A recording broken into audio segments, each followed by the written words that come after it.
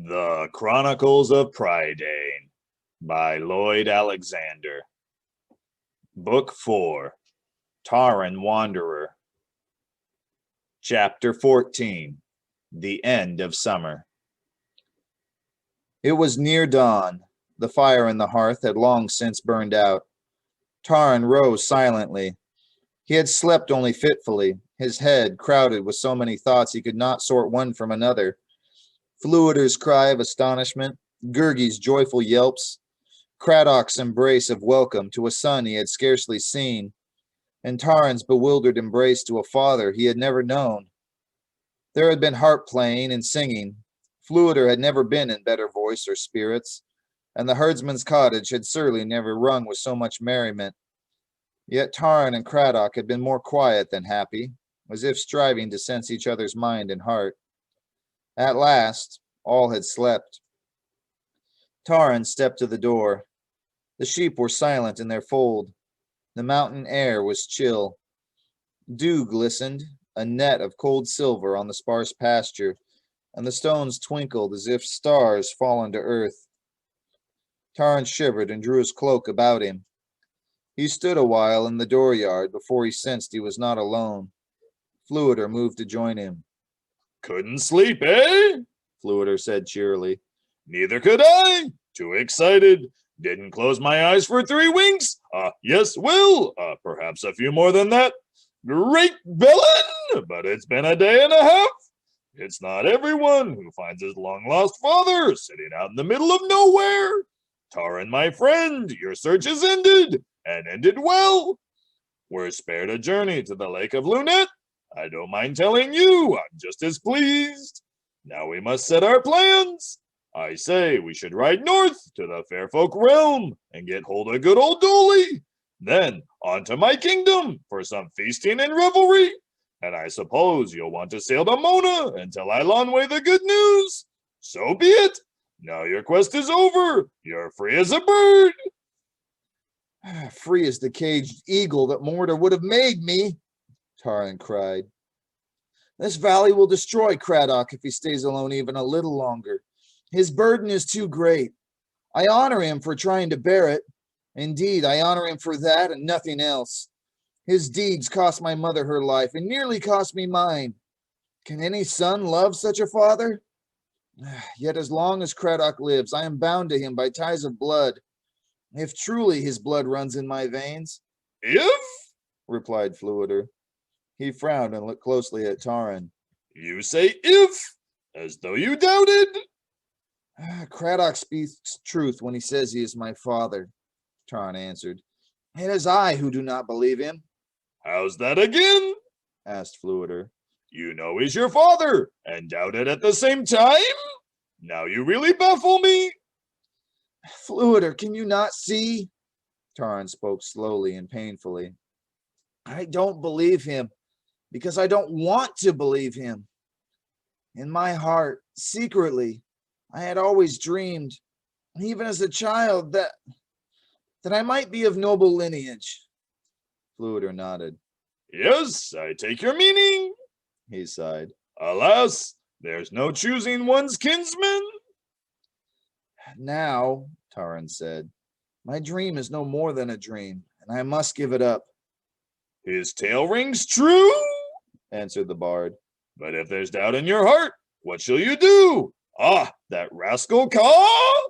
If he were only here, we could send him with word to Dolben. But I doubt he'll find us in this dreary wasteland." "Wasteland?" said the voice of Craddock. The herdsman stood in the doorway. Taran quickly turned, ashamed of his own words and wondering how many of them Craddock had overheard. But if the man had been there longer than a moment, he gave no sign of it. Instead, his weather-beaten face smiled as he hobbled to the companions. Gurgi followed behind him. "Wasteland, you see it now," Craddock said, "but soon as fair as ever it was." He set a hand proudly on Taran's shoulder. "My son and I, we will make it so." "I had thought," Taran began slowly, "I had hoped you would return with us to Cair Dalben. Call and Dalben will welcome you. The farm is rich and can be richer still if you help us with your labor. Here, the land may be worn out past restoring. How then?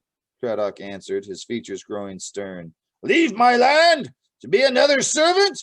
Now, when there is hope for us at last? His eyes filled with pain as he looked at Taran. My son, he said quietly, you do not say all that is in your heart, nor have I said all that is in mine. My happiness blinded me to the truth. Your life has been too long apart from me. Caer Dallben is your home. More than this may ever be. This wasteland, this fallow ground, and the master of it a cripple. The herdsman had not raised his voice, but the words echoed in Taran's ears. Craddock's face had gone hard as stone, and a terrible pride flamed in his eyes. I cannot ask you to share this, nor beg duty from a son who is a stranger to me. We have met. We shall part if that is your wish. Go your own path. I do not keep you from it. Before Taran could answer, Craddock turned and made his way to the sheepfold. What must I do? Taran cried in dismay to the bard. Fflewddur shook his head. He'll not leave here, that's for certain. It's easy enough to see where your stubborn streak comes from. No, he won't budge. But if you'd set your mind at rest, then you yourself might go to Caer Dallben.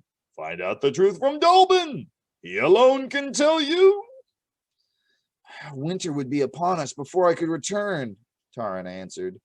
He gazed at the harsh land and desolate cottage. My father is at the end of his strength. The tasks are long. They must begin now and be done before the first snowfall. He said no more for a time. Fflewddur waited silently. Gurgi was quiet, his brow wrinkled with concern. Taran looked at the two, and his heart ached. Hear me well, my friends, he said slowly. Fflewddur, if you are willing, ride to Caer Dallben. Tell that my search is ended and how this has come about. As for me, my place must be here. Great Bellin! You mean to say in this wilderness? Fflewddur cried. Even though you doubt? Taran nodded. My doubts may be of my own making. One way or another, I pray you send word speedily to me. But Eilonwy must be told nothing of this, only that my quest is over, my father found. His voice faltered. Craddock needs my help. His livelihood and his life depend on it, and I will not withhold it from him. But to have Eilonwy know I am a herdsman's son, no, he burst out. That would be more than I could bear. Bid her my farewell. She and I must never meet again. It were better the princess forgot the shepherd boy. Better that all of you forgot me. He turned to Gurgi. And you, best of good friends, ride with Fflewddur. If my place is here, yours must be in a happier one. Kindly master, Gurgi shouted, flinging his arms desperately about Taran. Gurgi stays, so we promised. Call me master no more, Taran bitterly flung back. No master am I, but a low-born churl. Do you long for wisdom? You will not find it here with me. Take your freedom. This valley is no beginning, but an ending. No, no. Gurgi does not listen, shouted Gurgi, clapping his hands over his ears. He threw himself flat on the ground and lay stiff as a poker. He does not go from side of kindly master. No, no, no. Not with pullings and pushings. Not with naggings and dragons. So be it, Taran said at last, seeing nothing else would sway the determined creature. When Craddock returned, Taran told him only that he and his companion would stay, and that Fflewddur could no longer delay his own journey. When Lion was ready to travel, Taran put his arms about the cat's mighty shoulders and pressed his cheek into her deep fur as she mewed unhappily. Silently, he and Fflewddur clasped hands, and he watched while the bard, with many a backward glance, rode slowly from the valley. Leaving Melendless and the pony tethered in the shed, Taran and Gurgi bore the saddlebags holding their few provisions into the tumbled-down cottage. Taran stood a moment, looking at the crumbling walls of the narrow chamber, the dead fire and broken hearthstone. From the pasture, Craddock was calling to him. And so, Taran murmured, and so we have come home. In the weeks that followed, Taran believed he could have fared no worse had Morta done as he had threatened.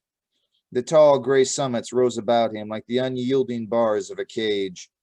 Prisoner, he sought freedom from his memories and the harsh toil of the long days. There was much to be done. Indeed, there was all to be done. The land to clear, the cottage to repair, the sheep to tend. At first he had dreaded the dawns that brought him, weary as if he had not slept, from the straw pallet by the hearth to the seemingly endless labor awaiting him. But soon he rediscovered, as Call had told him long ago, that he could force himself to plunge into it as into an icy stream and find refreshment even in his exhaustion. With Gurgi and Craddock, he strained and sweated to uproot boulders from the field and haul them to the cottage, where they would later serve to mend the walls. The spring where the sheep watered had dwindled to a slow trickle. Taran saw a way to unblock it, shore up the damp ground, and dig a channel which he lined with flat stones. As the sparkling stream rushed into its new course, Taran, forgetting all else, knelt and drank from it from his cupped hands. The cool draught filled him with wonder, as though never had he tasted water like it, until now. One day, the three set about burning away the overgrowth and thorns. Taran's portion of the field took flame too slowly, and he pressed his way to thrust his torch deeper amid the brambles. As he did, a sudden gust of wind turned the fire against him. Quickly he drew back, but the thorns caught at his jacket. He stumbled and fell, crying out as the flames rose in a scarlet wave. Gurgi, at some distance, heard the shout. Craddock, seeing Taran's plight, swung about on his crutch, and even before Gurgi could reach him, flung himself to Taran's side. The herdsman dropped to the ground, and, shielding Taran with his body, seized him by the belt and dragged him clear. Where Taran had been trapped, the flaming thorns roared and crackled. The herdsman, gasping from the effort, climbed painfully to his feet. Though Taran was unscathed, the fire had seared Craddock's brow and hands. But the herdsman grinned, clapped Taran on the shoulder, saying with rough affection, "I've not found a son only to lose him," and with no more ado went back to his work. "My thanks to you," Taran called. But in his voice there was as much bitterness as gratitude, for the man who had saved his life was the same man who had broken it. Thus it was in the days that followed. When a sheep sickened, Craddock cared for it with an unexpected tenderness that went to Taran's heart. Yet Craddock it was who had torn asunder Taran's dream of noble birth and destroyed every hope he had cherished for Eilonwe. When danger threatened the flock, Craddock turned fierce as a wolf, heedless of his own safety, with a courage Taran could only admire. Yet this man held him prisoner, in fetters of blood right. Craddock would touch no food until Taran and Gurgi had their fill, and often went hungry as a result, all the while insisting his appetite was dull. Yet the gift stuck in Taran's throat, and he scorned the generosity he would have honored in any other man. "Are there two herdsmen in this valley?" Taran cried to himself. "One I can only love, and one I can only hate?" So passed the summer. To forget the anguish of his divided heart, Taran labored for the sake of the labor itself. Many tasks were still to be done, and the flock always to be tended. Until now, Craddock had been hard-pressed to keep the new lambs from straying, and, as the sheep roved farther afield seeking better pasture, to gather all into the fold at evening. Gurgi pleaded to be given charge of them, and the flock seemed as pleased as he was. He gambled happily with the lambs, clucked and fussed over the ewes, and even the ancient, bad-tempered ram turned gentle in his presence. As the days grew cooler, Craddock gave him a jacket of unshorn fleece, and as Gurgi moved among his charges, Taran could hardly distinguish the shaggy creature bundled in his woolly garb from the rest of the flock. Often, Taran came upon him sitting on a boulder, the sheep in an admiring circle around their guardian. They followed him everywhere, and would even have trotted after him into the cottage. Marching at the head of the flock, Gurgi looked as proud as a war leader. "See with lookings!" Gurgi shouted. "See them heed Gurgi with bleatings? Is kindly master assistant pig keeper? Then bold, clever Gurgi is now assistant sheep keeper!" But Taran's eyes still turned beyond the barrier of the hills. At the end of each day, he scanned the passes for a sign of Fluider and the clouds for a glimpse of Ka. The crow, he feared, had flown to the lake of Lunette, not finding the companions there. Ka might still be waiting, or, impatient, be seeking them elsewhere. As for the bard, Taran sensed more than ever that Fluider would not return, and as the days shortened and autumn drew closer, he gave up his vigil and looked no longer at the sky.